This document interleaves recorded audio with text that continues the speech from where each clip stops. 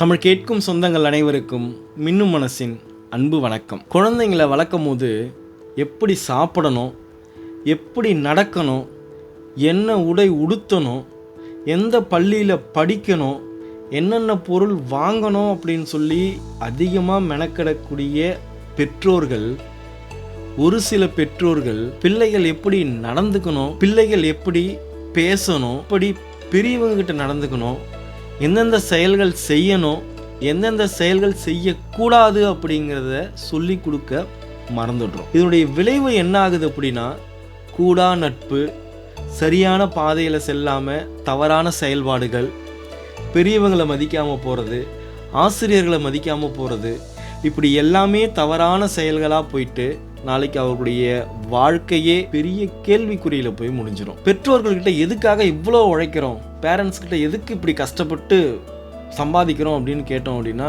பிள்ளைகளுக்காக தானே, எல்லாமே நம்ம பிள்ளைகளுக்கு தானே சேர்த்து வைக்க போகிறோம், அதனால தான் இவ்வளோ கஷ்டப்படுறோம் அப்படின்னு சொல்லுவாங்க. எவ்வளவு பணம் சேர்த்து வச்சாலும், எவ்வளவு பொருள் சேர்த்து வச்சாலும் அதை அனுபவிக்கிறதுக்கும் அதை நல்ல முறையில் பயன்படுத்துறதுக்கும் சரியான வழி தெரிஞ்சிருக்கணும், சரியான நடத்தையில் பிள்ளைகள் வளரணும்.